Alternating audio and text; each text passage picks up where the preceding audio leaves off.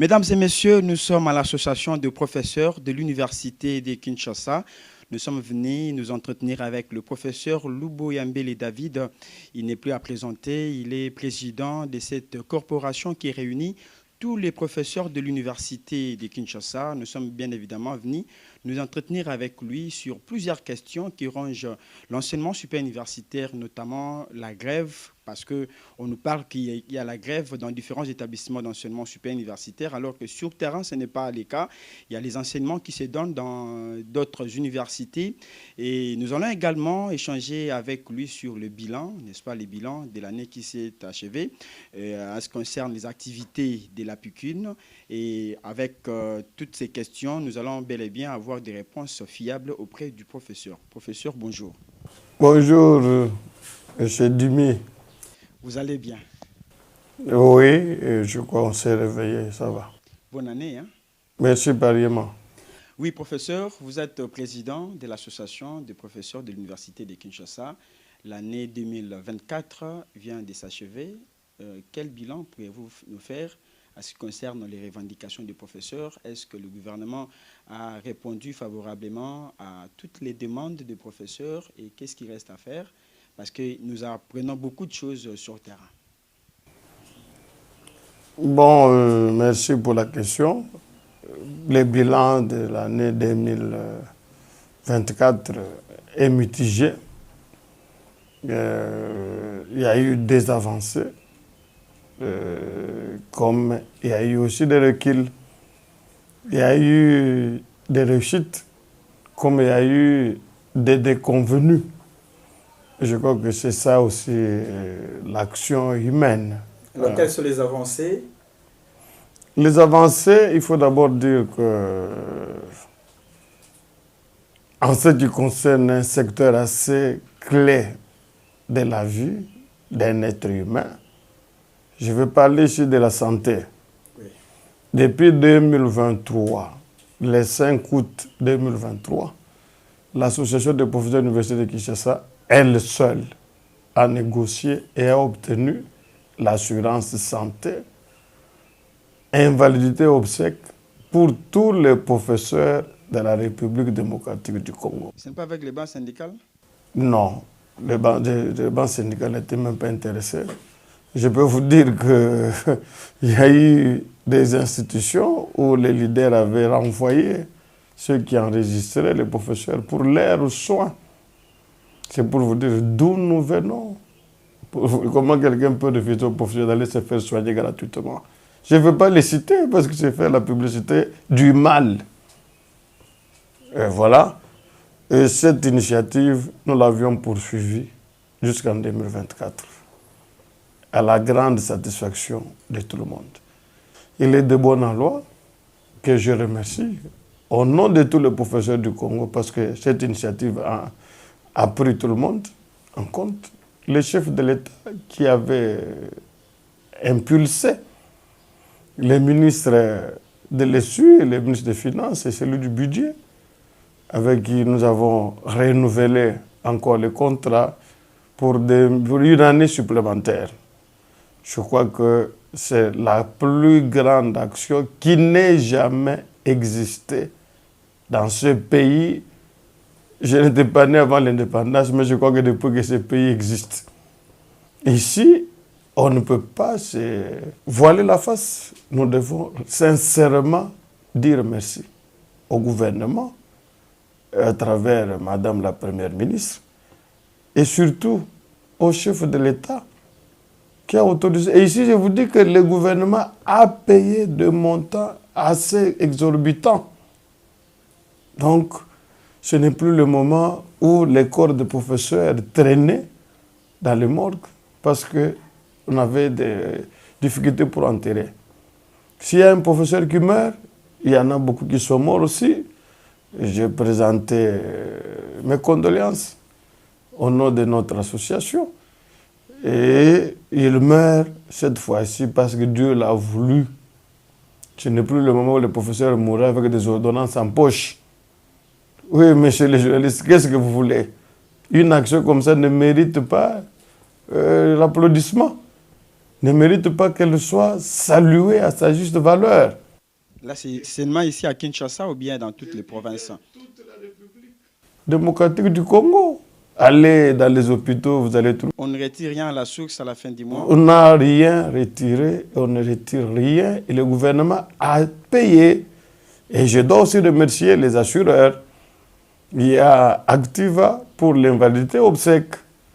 Il y a beaucoup de professeurs invalides, mais qui sont indemnisés. Hein? J'en connais 5 ou 6. Il y a des professeurs qui sont soignés. Quand je vous parle ici, nous en avons une dizaine à l'étranger. Bon, ne pas être reconnaissant. L'ingratitude ne paye pas. Quand on parle de l'amélioration des conditions de vie, mais si on peut vous soigner gratuitement, je ne veux pas vous citer les noms, mais il y a une dame, l'opération en Suisse a coûté 33 000 $. Et ça, c'est rien. Le gouvernement ne fait rien. Non, soyons sérieux. Parce qu'on n'arrive pas à palper ça, non? Les sociales des professeurs, jusque-là. Mais la santé, là, même au gouvernement, la santé est classée dans quelle catégorie de ministère? Hein? C'est les ministères qui s'occupent du social, comme l'enseignement, dans tout son ensemble.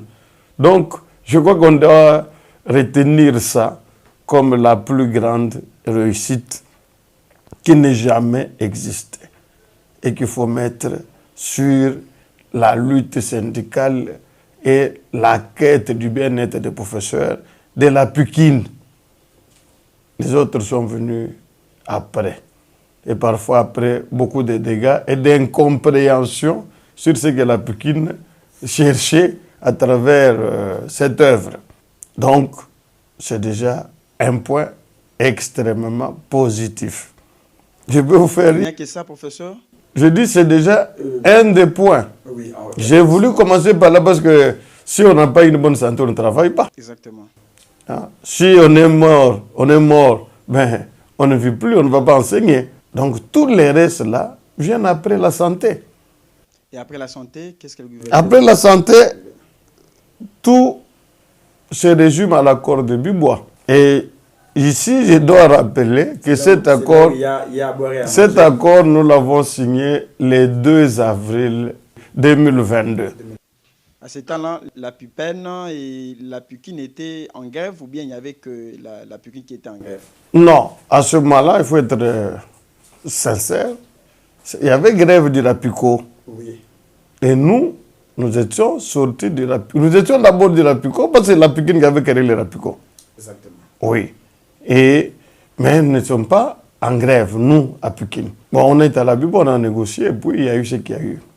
2022, on n'a rien obtenu. Mais en 2022, il y a eu un grand événement. C'est la recommandation de l'Assemblée de la Pékin qui demandait à ce qu'on sorte du Rapico.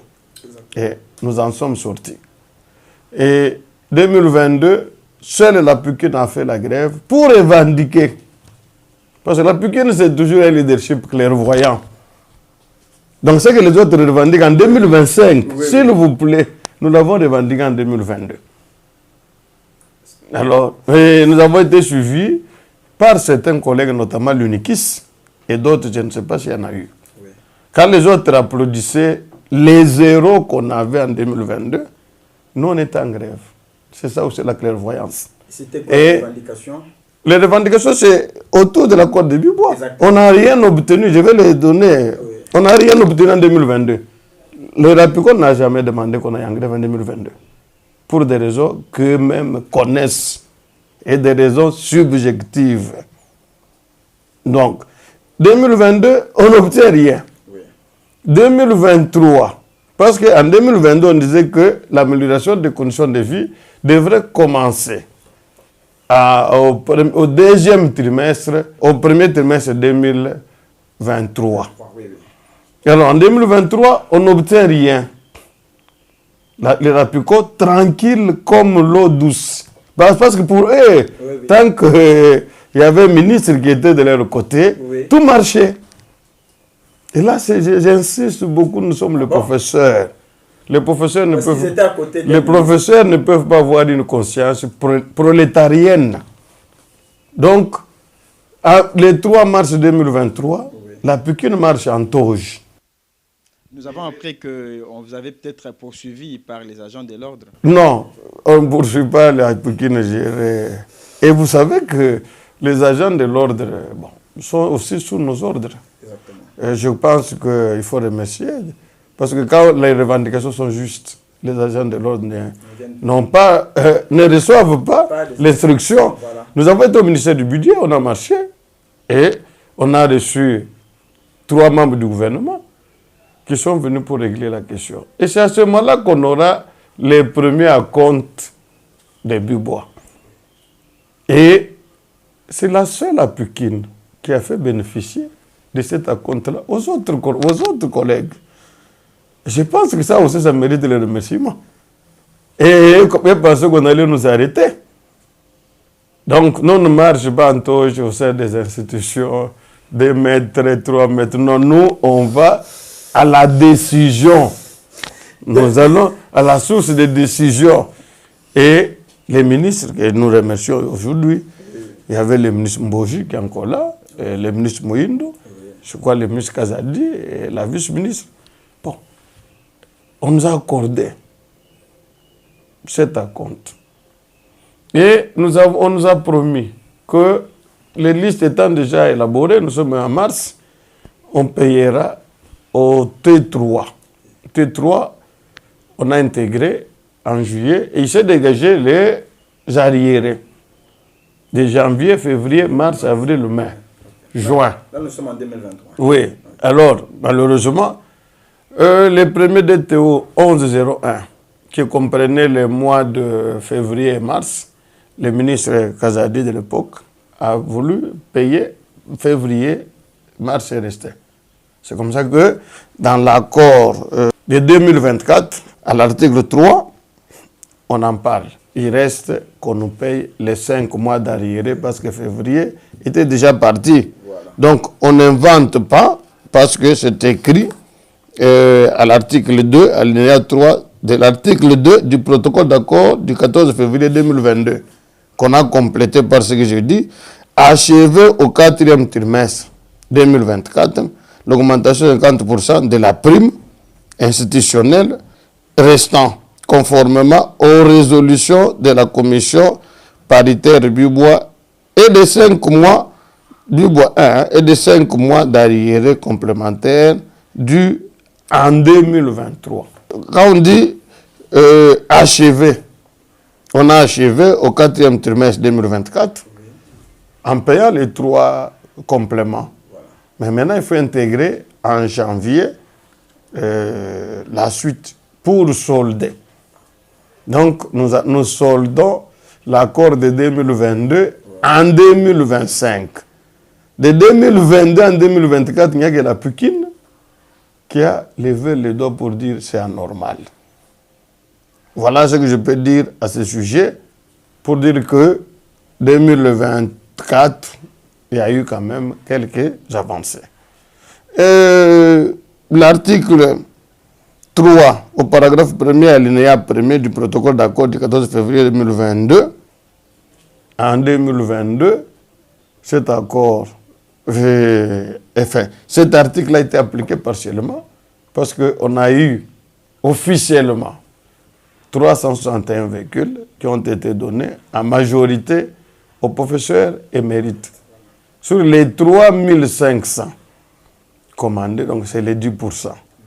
Là aussi, que les intellectuels n'en parlent pas, 2022, 2023, jusqu'à 2024, on vous donne 10%. Sur les 3500, on s'était. Mais on s'est réveillé quand même en 2025 pour dire non, 2022, 2023, 2024, nous avions fermé les yeux. Maintenant, non, soyons sérieux. Donc, je crois que là aussi, quelle est l'avancée? L'avancée, c'est que nous avons signé le contrat. La ministre a signé le contrat et nous l'avons accompagné en signant avec les concessionnaires. Et il y en a eu 4. Ce n'est plus un seul concessionnaire qui nous a tourné en bourrique. Et je crois que là aussi, quand on signe, on signe. Le gouvernement, les chefs de l'État avaient ordonné qu'il y ait un crédit je crois qu'on attend que la banque verse ce crédit et on va commander ces 4 concessionnaires, c'est-à-dire qu'on peut avoir peut-être 2 ou 3 lots à la fois, pourquoi pas 4, ça va nous avancer. Donc là aussi, je dis, il y a eu une avancée, parce que, quelle est cette avancée parce qu'on me dirait, mais est-ce que vous avez eu le véhicule? C'est ça. Cette avancée consiste au fait que nous avons eu l'attestation de la DGSMP, la Direction générale de passation des marchés publics. Hein? L'attestation, je ne sais pas comment on appelle, mais au moins c'est l'attestation des non-objections pour dire que les documents est accepté et que maintenant c'est les crédits et que la commande devrait suivre. Les commandes, parce que c'est 4 concessionnaires, vous avez Sokin, vous avez Ola Motors, vous avez Optimum, et l'autre là, dont le siège se trouve en Autriche, c'est en anglais, excusez-moi. Donc, et même là aussi, une mission d'évaluation était déjà dans certains pays. Ce sont des avancées. Et les véhicules, on ne les commande pas un jour et qu'ils arrivent le même jour. Comme nous n'avons pas... C'est depuis 2022, si je me trompe. Mais alors, il faut demander à celui qui gérait les en 2022 et à ceux qui grèvent pour les véhicules, il faut leur demander qu'est-ce qu'ils avaient fait en 2022, 2023, 2024. Donc, quand je suis sur les faits, je voudrais qu'on comprenne que les résolutions de 2024 sont déjà en application, mais celles de 2022 ne l'ont jamais été. À part ce que je venais de souligner, la masse de la pécune qui a abouti à la compte. En 2024, c'est à peine, mais on a déjà eu des premières applications. Depuis 2022, il a été convenu qu'on ait une commission paritaire de suivi. Cette commission n'avait jamais été mise en place. Il n'y a pas eu de marche, il n'y a pas eu de grève. Et on a renouvelé ça en 2024. 2024, nous venons d'écrire, nous, à Pékin, au vice-premier ministre et ministre de la fonction publique, pour convoquer la commission. Pourquoi nous insistons? Parce que c'est là qu'on doit traiter du nouveau barème. C'est là qu'on doit parler de la prime de recherche. Et pourquoi nous insistons? Mais parce que le gouvernement nous paye déjà comme membre de la commission. Nous n'avons pas l'habitude de mâcher les mots. Que ceux qui disent que la commission terraine rembourse d'abord l'argent, ça fait 3 mois qu'on nous a payé. Qu'ils remboursent l'argent. Comme ça, on saura qu'ils sont effectivement non prolétaires. Vous demandez, vous dites que la commission traîne, mais quand même vous percevez les fruits de cette commission. Alors je crois que ça, à Lingala, on dit un co. Donc, je vous dis que c'est aussi une avancée. Mais nous avons... Alors qu'on n'a pas encore mis ça... Oui, non, ne pas dire qu'on n'a pas mis... je crois que j'ai ma notification ici. Donc, lorsqu'on vous notifie pour vous dire vous êtes membre d'une commission. Donc, je crois que c'est ça.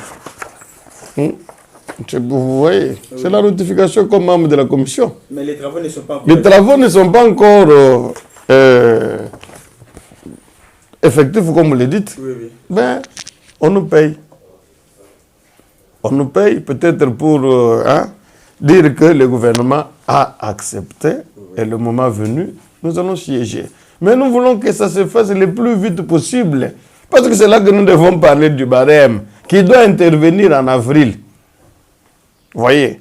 Et en avril, là, c'est parce qu'on a de la peine à appliquer le budget en janvier. Mais sinon, l'article que je venais de lire, 2, alinéa 3 de l'article 2 du protocole, va très loin parce qu'on dit, par exemple, assurer une augmentation progressive à partir du premier trimestre 2025 selon un taux à convenir entre les ministres d'État, ministre du budget, les ministres de l'ESU et les ministres de la fonction, enfin les ministres des Finances, de manière à atteindre au 4e trimestre 2025 les montants projetés par la résolution 45, alinéa 1er des États généraux de l'ESU, tenu à Lubumbashi. Donc, nous invitons le gouvernement à respecter cet alinéa qui dit assurer une augmentation progressive à partir du premier trimestre 2025.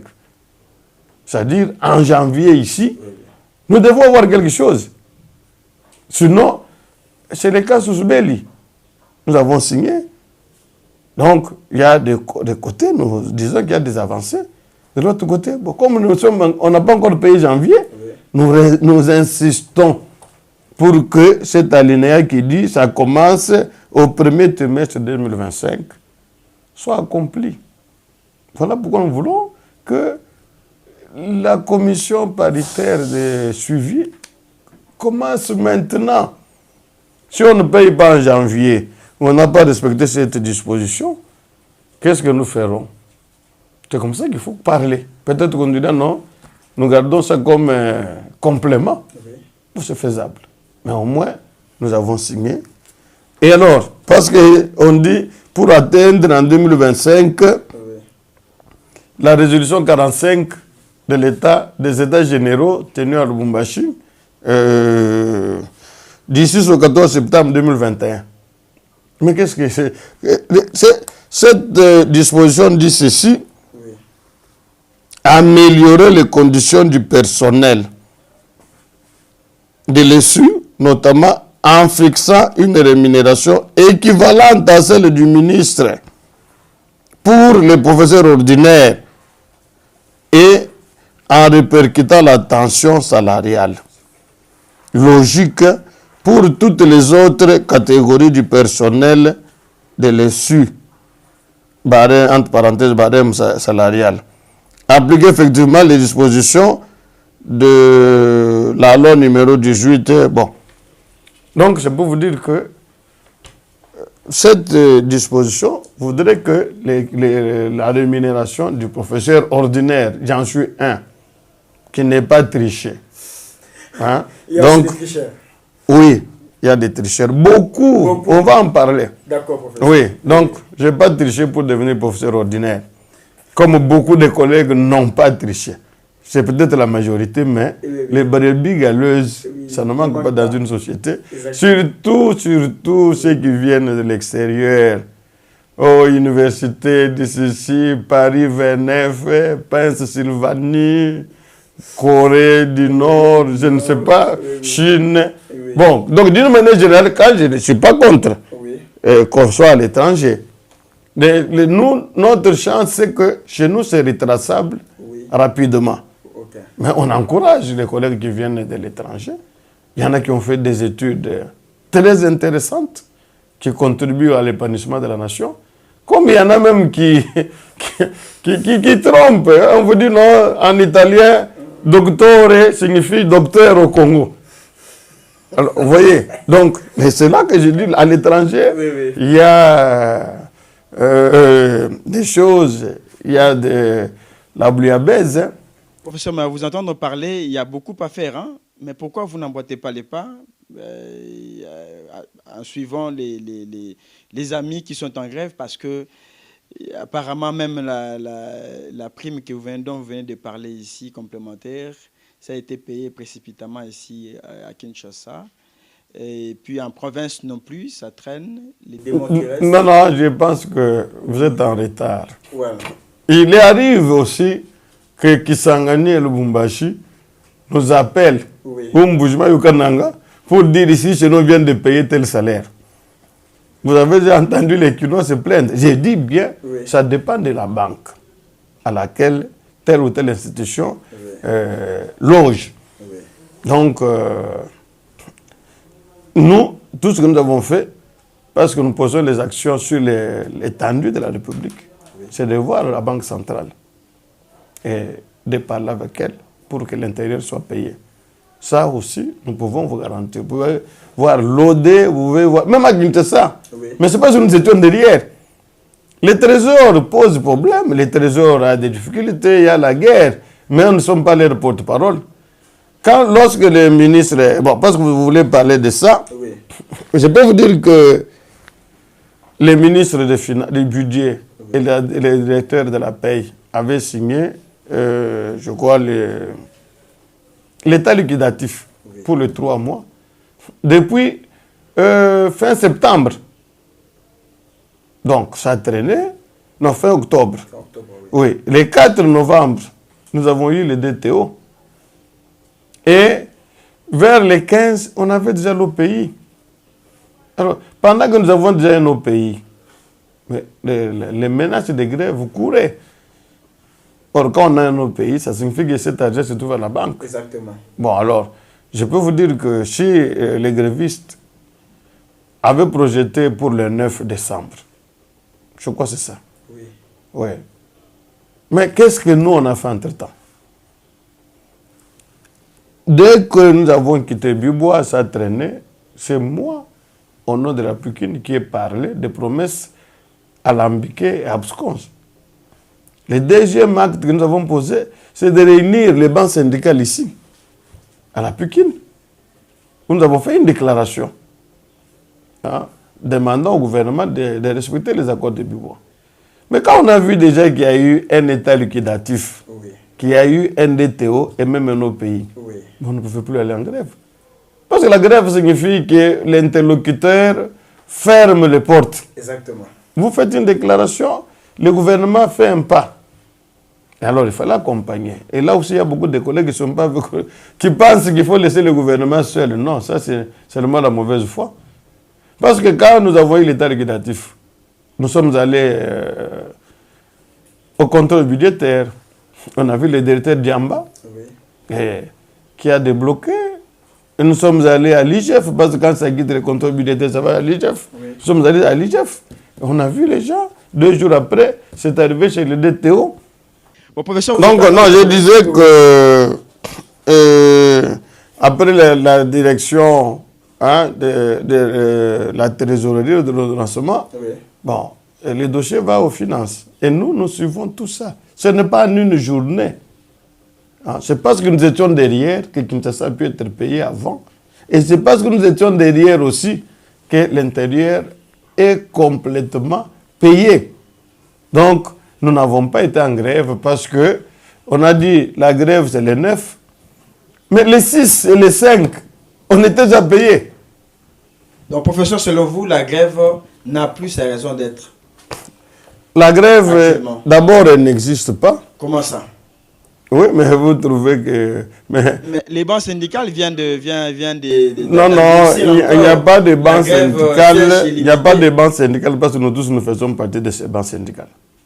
Il n'y a pas de banques syndicales. La dernière fois que j'ai vu un professeur Oui.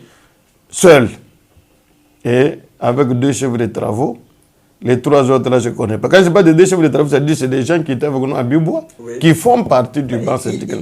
S'il vous plaît, je parle du dernier communiqué du banc syndical. Oui. C'est un professeur avec 2 chefs de travaux. Mais le banc syndical, c'est plus de 100 personnes. Donc arrêtons un peu de nous humilier comme ça. Moi, je parle au nom de la Pukine. Oui. Je peux parler seul, comme je peux parler avec mon comité. Mais quand quelqu'un doit parler du banc, encore il faut que le banc syndical est là. On n'a jamais désigné quelqu'un pour coordonner. Donc ça, c'est la pure usurpation. À quelle occasion les bancs syndicales auxquels je fais partie, Oui. auxquels les pathos font partie, les scientifiques font partie, s'est réunis pour dire, monsieur, Oui. madame, vous êtes désigné à tel poste. Non, quand même, il faut qu'on soit un peu plus... je peux parler du sérieux parce que le professeur doit être sérieux. C'est quelqu'un qui doit être sérieux. Donc, je vais vous dire, alors, la grève n'existe pas. Vendredi passé, Oui. il y a eu thèse à l'UPEN, parce que vous avez cité l'UPEN. Oui. Il y a des grèves quand il y a des thèses. Mais on a quand même cherché à restreindre, voulais-je dire, les activités. Et on a suspendu quelques-unes, si je ne me trompe pas. Bon, je ne sais pas. Moi, je vous dis seulement que Oui. la grève telle que nous l'avions connue, nous, Oui. et la grève qui porte des fruits, Oui. il n'y en a pas. Alors, les gens qui sont maintenant en grève, ce qu'ils demandent, je ne sais pas, même si la grève n'existe pas, est-ce que c'est mauvais? Ils demandent les dialogues avec le gouvernement pour mettre en place, je ne sais pas moi, les... Mais écoutez, Oui. là, je vais seulement dire que nous demandons la même chose. Et puis, il y a Nous, s'il vous plaît, apparemment, nous avons écrit Oui. au ministre de la fonction publique pour qu'il convoque le plus rapidement possible. Oui. Bon, je ne sais pas si c'est seulement au micro qu'on peut se faire entendre. Parce que même pour qu'on aille en grève, il faut réunir les gens, leur dire voici la démarche que nous avons menée. Oui. Bon, parce que vous voulez qu'on en parle. Les Rapico ne peuvent pas envoyer les gens en grève. Comment ça? Les Rapico, c'est une structure. Oui. Quand les Rapico donnent un mot d'ordre, à l'époque, quand la Pikine gérait, Oui. maintenant chaque cordon, chaque président d'une association rentre pour rendre compte. Exactement. Donc, ce sont les associations qui allaient décréter la grève. Vous voyez, ça ne vient pas au-dessus. Au-dessus. Vous, les Rapico, ou je ne sais pas, la coordination, banque syndicale, Oui. propose. Et chaque, même si dans les banques syndicales, il y en a qui n'ont pas de base. Chacun rentre à sa base et pose les problèmes. Et c'est la base qui décide Certains de n'ont la pas de grève. base. Non, j'en connais plusieurs. Professeur. J'en connais plusieurs. Alors, comment est-ce qu'ils se réunissent? Ils parlent au nom des scientifiques? Autoproclamé, ça existe. Moi, je peux vous montrer le document de la Pikine avec la personnalité juridique. Vous voulez si on demandait à chaque... Professeur, s'il vous plaît, apparemment, ce n'est pas la vraie face du professeur Loubo. Le professeur Loubo que nous avions connu aux années antérieures, il n'était pas proche du gouvernement, il était plutôt proche des professeurs, de ses collègues. Aujourd'hui, le gouvernement n'a pas répondu favorablement en fait, à toutes les demandes de professeurs, revendications. Le gouvernement peut dire répondu partiellement, mais vous êtes vraiment pour en vous entendre parler. C'est comme si vous avez de très bonnes relations avec la ministre de l'Essuie actuelle, ou soit vous gagnez aussi quelque chose. Non, je peux vous dire que ceux qui ont signé, c'est vraiment...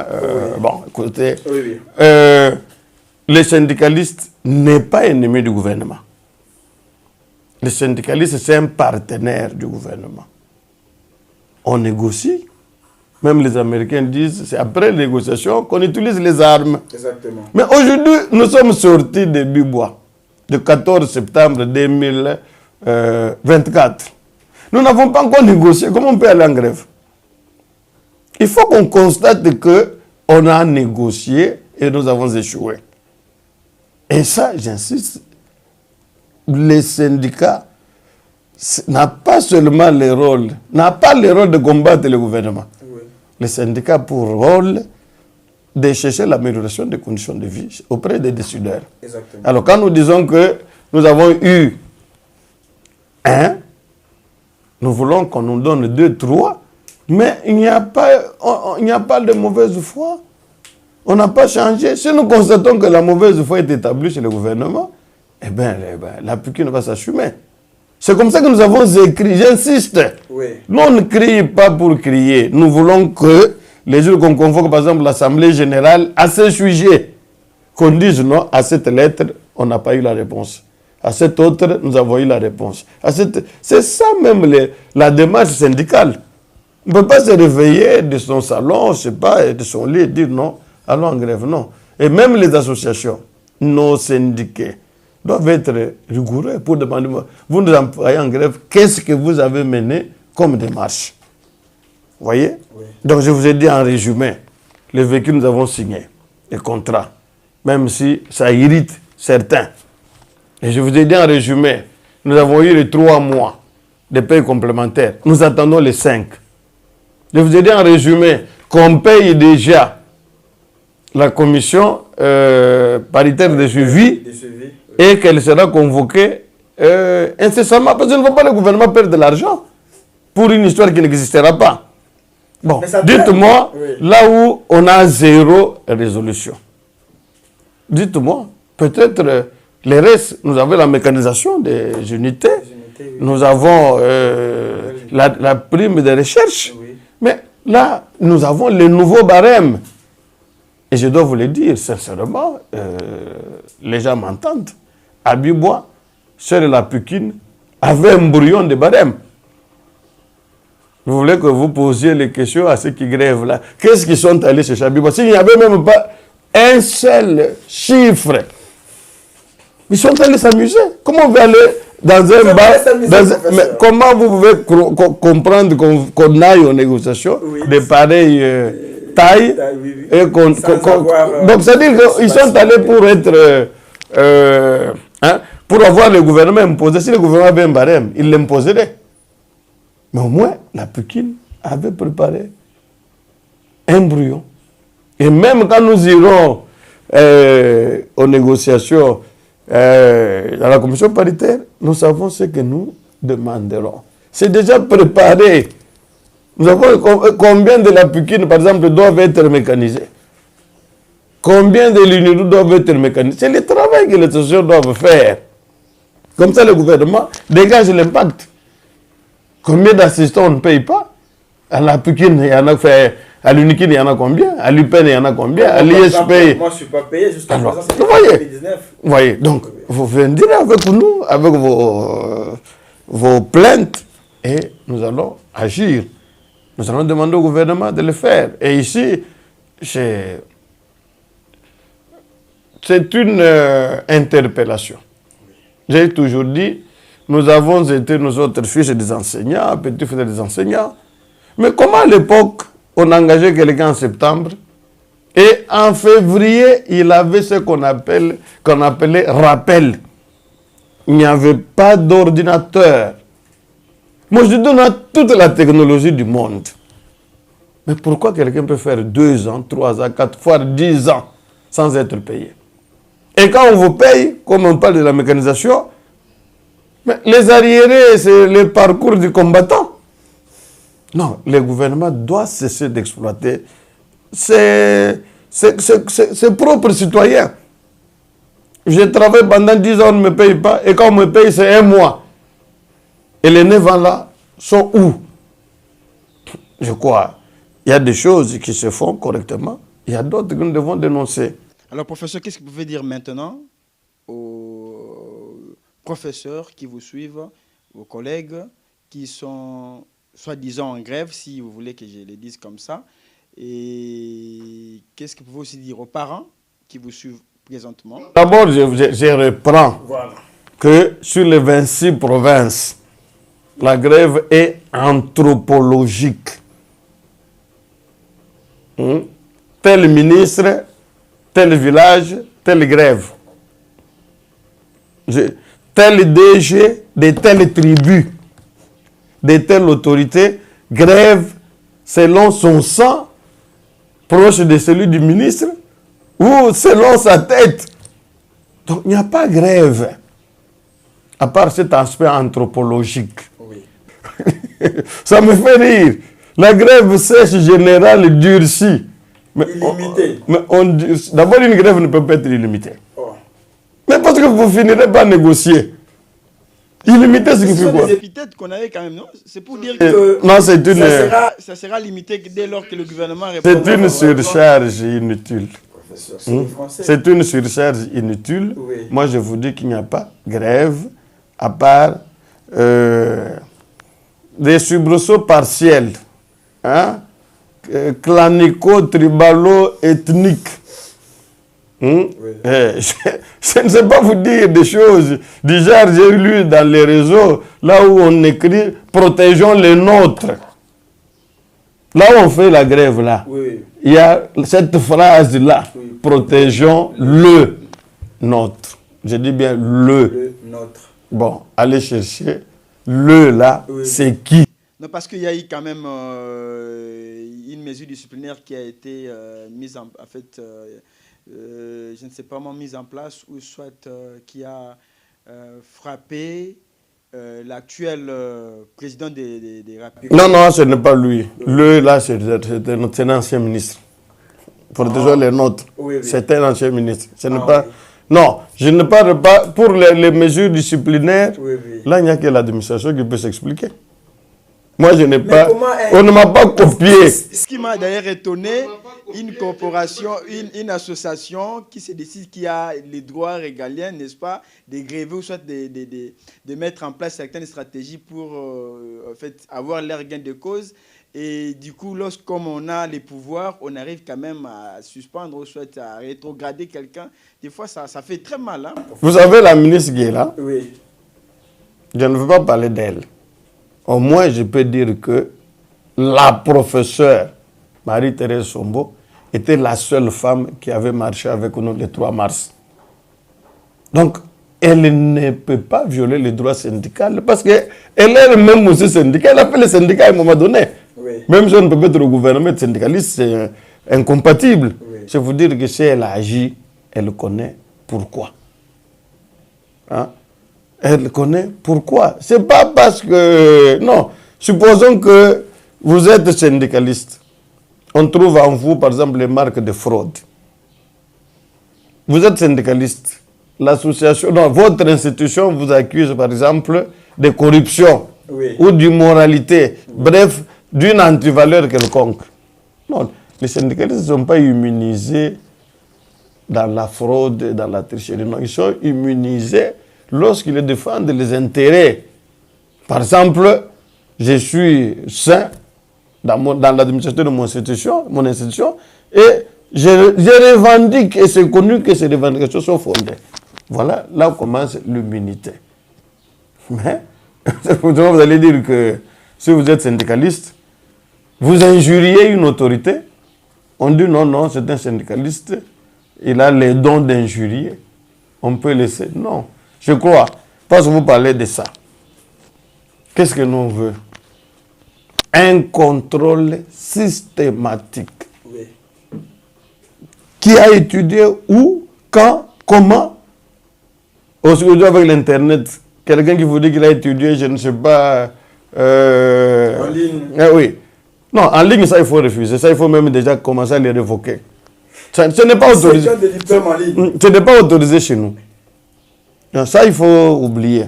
Moi, je dis, les gens qui trompent, qui ont eu des diplômes, par exemple, dans un pays X, Oui, oui. mais on peut vérifier aujourd'hui. Hein? Il y en a même qui ont étudié dans les institutions qui ne sont pas visibles sur Internet. Hein?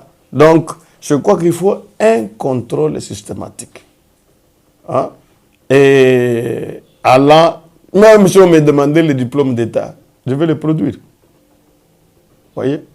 Donc, et jusqu'au moment où on trouvera que... Vous savez, nous revendiquons. Les Rapico revendiquent, la Pukine revendique, et tout le monde revendique. En élaguant les tricheurs, une enveloppe va se dégager.